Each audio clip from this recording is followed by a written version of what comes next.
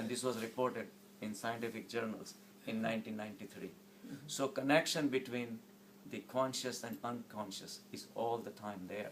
The body being unconscious, kind of, but the consciousness controls it also. They also have in the Tibet, there is Buddhist monks have been known to do practice a certain yoga.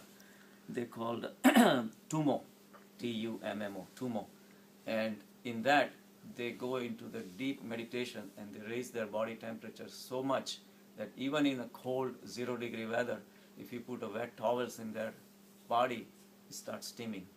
They can raise their body temperature. Oh, really? Yeah. So they practice this kind of yoga over there. So all these things shows that control of the mind over the body. And of course, when the body gets affected, we drink alcohol, we get drunk. So our consciousness get affected. So there is a continuous connection between the conscious and unconscious. There was another case reported by a yogi actually called Ramananda Yogi in 1957, and this was reported in Calcutta University. And he conducted the same experiment 2-3 different places actually, and that he stopped his own functions of the heart for 10 minutes. And he had a panel of 10 doctors examine him and declared him dead. He could do it voluntarily. He stopped his heart, stopped his breathing. So all the parameters that we call life were gone. So they put down in that certificate that he's dead, and then later he came back alive. And he says, either you have to go back to med school, or you have to change the criteria of death. What is it, one or the other? So there is a lot more to life than what we know, you know. A lot of times in my office, people have white coat syndromes, you know. And I tell people, I say, that's why I don't wear the white coat, you know, because every time they walk in, oh, doc, in your office, my pressure goes up. And it's been documented. The same way, if the visiting nurse goes to their house, yes. Yeah, but the psychiatrists are not supposed to wear that coat. I know, I'm not a psychiatrist. No, I'm just saying that it is they don't wear. Maybe. They want to be like a normal. You may be right. Yeah, that's always. But so that is an established phenomenon. We have noticed that people come to doctor's office and all of a sudden pressure goes up and this and that. So energy is one single whole family. Every different compartments may be the case, but it's all connected with single connecting thread. There is no connection between energy and consciousness, right? Energy is consciousness. And consciousness is one, energy is one manifestation. Well, Sat, Chit and Anand, right? Yeah. So the Sat is the energy converting into mass. Chit is the awareness, that's the consciousness and the bliss. So if we call that infinite soul or the God, Parmeshwar, whatever you call Paramatma, he has different manifestations. One of the manifestation is the energy, which has the ability to create the mass. And to connect different masses that it has created, you need the consciousness, the awareness. So the awareness is another manifestation. So awareness is consciousness. So Awareness is, yeah, well, it all depends in touch. I call the whole thing as a consciousness, right? And in the consciousness, awareness is a part of it, I would say. One characteristic. Right, one characteristic of it. So theoretically, you can say Paramatma is Nirgun, Nirakar. From traditional point of view, you cannot draw him, you cannot see the shape or size or anything like that.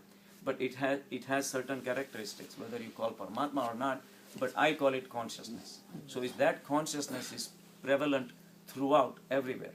And the different factors of the consciousness, one of the manifestation is the energy. Another manifestation is the awareness. And the third manifestation is the bliss that you can have. So energy is one whole family, consciousness, unconsciousness, that's all connected. But when I say consciousness and unconscious, that's from our traditional point of view, that we call conscious and we call unconscious. There is nothing called unconsciousness. Right, exactly. So consciousness is, from spiritual point of view, the consciousness is everywhere.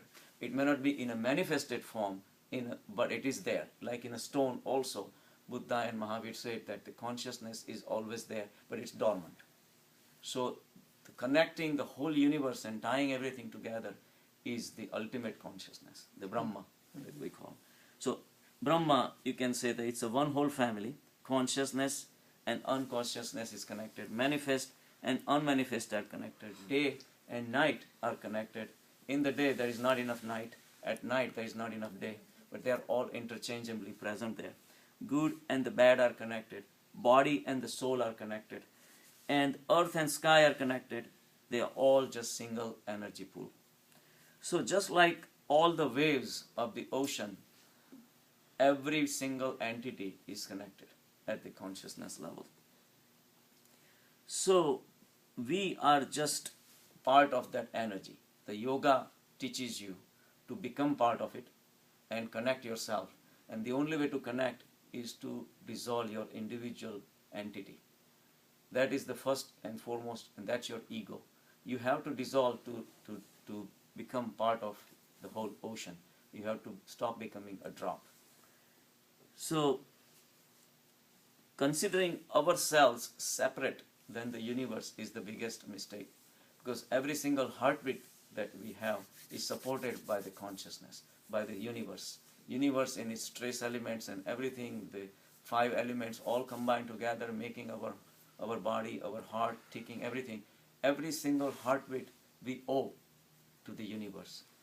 Every single heartbeat that is beating, universe is beating with it. So that kind of connectedness, if you can have in life, then the life starts becoming beautiful.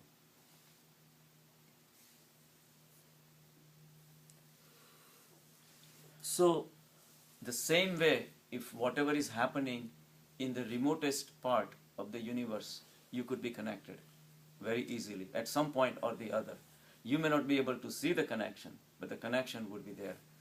The last issue of National Geographic, they're talking about how the solar system was created in the earlier. Now they have theories that the certain elements which were found in the asteroid belt between Uranus and Neptune, which are the furthest planets of our solar system, they found titanium. Now titanium can be created only in the highest heat of the sun, right? So that means Uranus and Neptune, or that interspace between the 2 planets, must have been closer to the sun. How can you believe that? Because these are the 8th and 9th planet being closer to the sun. So they have a theories, and there was a one. Yeah, when Osho said the same thing, that the earth created because of they must have banged or with the Right. Yeah. So it's like It's one of the theories. Right. It's not like Yeah. we don't nothing. know. We will never know. Nobody knows. But there are more and more evidences are pointing. So one of the Indian girl, she's an astrophysicist. She put down the theory, and in the beginning nobody believed her that Uranus and Neptune can be closer to the sun. But now the theories, now the more and more evidences are coming out. So they have started accepting as more and more than before. Still, we'll never know. At some time it was closer to the sun and Right. now it went away. Right, and then they exploded, and then the main player was the Jupiter. They said Jupiter being is almost close to, very powerful next to the sun. Of course, it threw it into the orbit, and they must have banged. So the Uranus and the Neptune got thrown out, Yeah. and taking all the mass, the titanium-like particles and everything with it, and then all the orbits got realigned, and the Earth came in the center, and then the Jupiter came, and it's fascinating. But they said that at that time, even a motion of one rock in one direction or the other could write the fate of the whole solar system. Could have changed. Right? Changed. Right, The because trajectory. everything was banging around at that time. So you can imagine a small motion of a small stone at some point could be deciding the future of the whole Earth. yeah, we couldn't have. We would not be never here. been That could be exist. possible because the Pluto's circle is like it's over. It's It is. Not, and at one time it's right now it's close to sun, like Right. our solar system. But Right.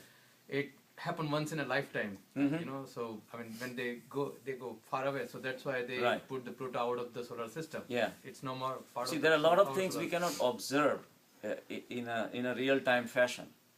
So it requires calculations, supercomputers, and a lot of observations to make us realize what's going on. For example, they talk about these comets. The comets come, they go around the sun, and they disappear. Right? But then they come after X number of years, but they come from a different direction. So they think that like a sling, and then another sling, and another sling, and another sling, another sling. If you really put, say, over 10 million years, they finish another circle of their own kind. But to us, the only circle that is alive is one circle that it comes, because that's much bigger than our lifetime. Right. So a lot of things you can't even figure it They out. predict, like they make a pattern. The Right. supercomputer make a pattern like Right. if it's in Exactly. some time span, they Right, move this like a motion, then right.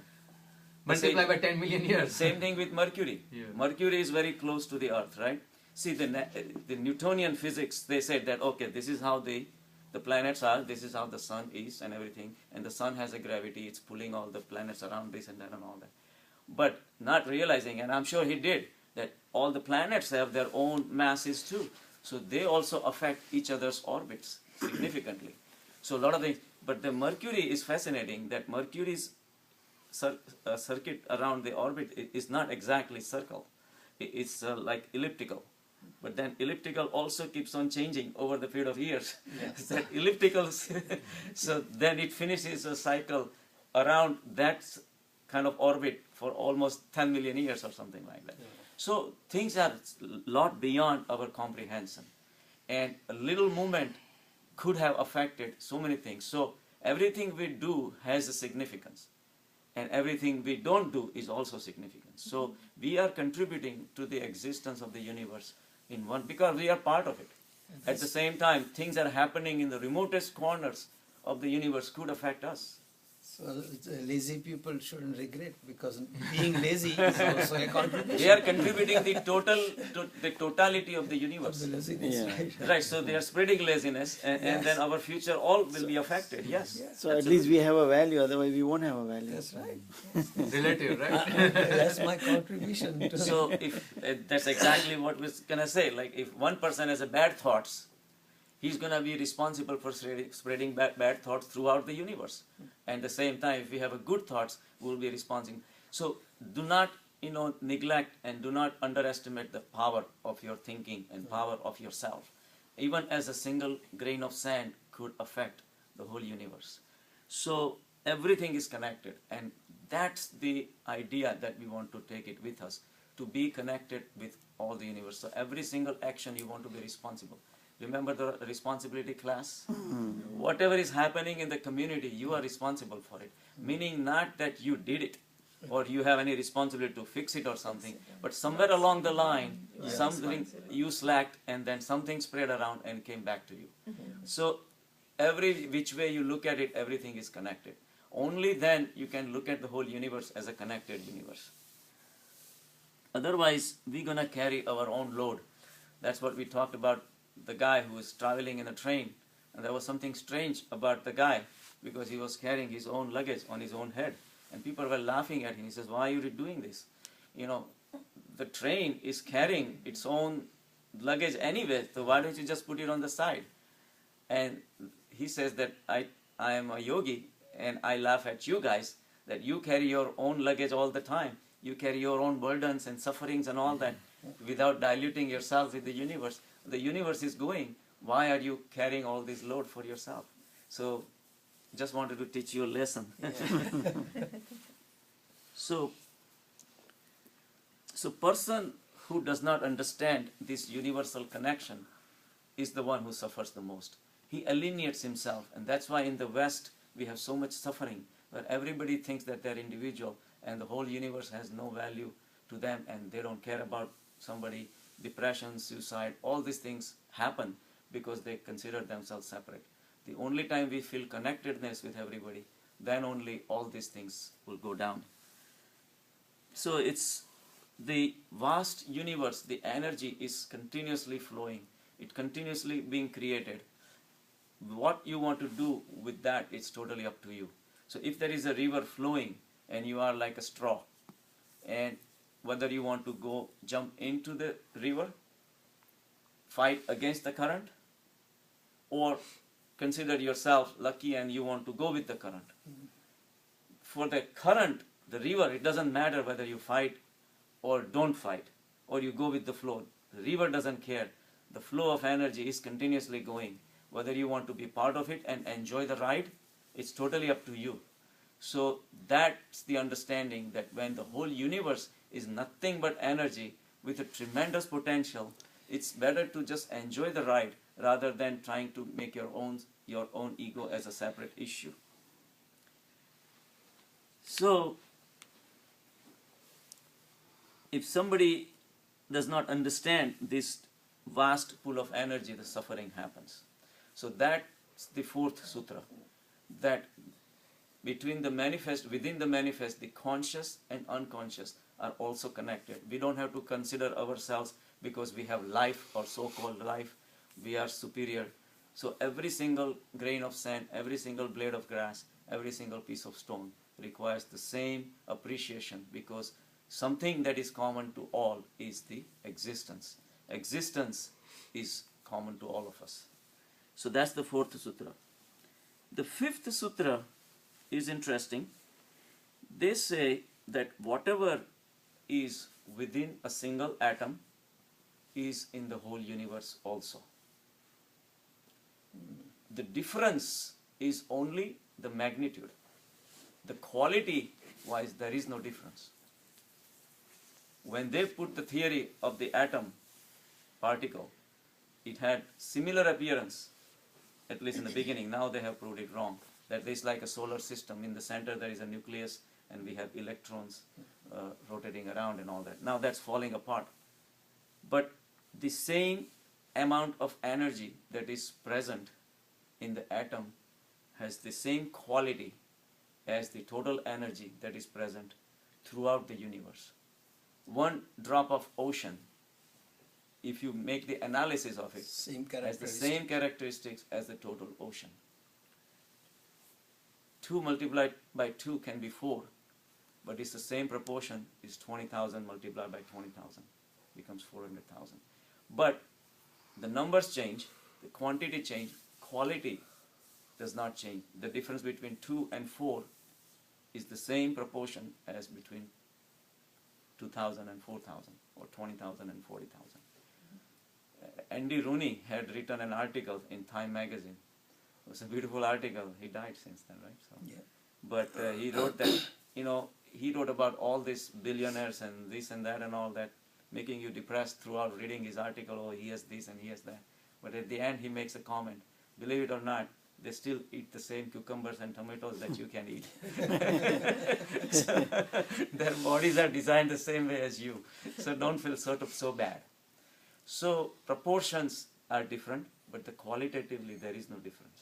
So smallest person of the universe is holding the same energy as the so-called the biggest person of the universe, or biggest person in the society or the community, or whatever you call big or small, doesn't matter, they're all the same.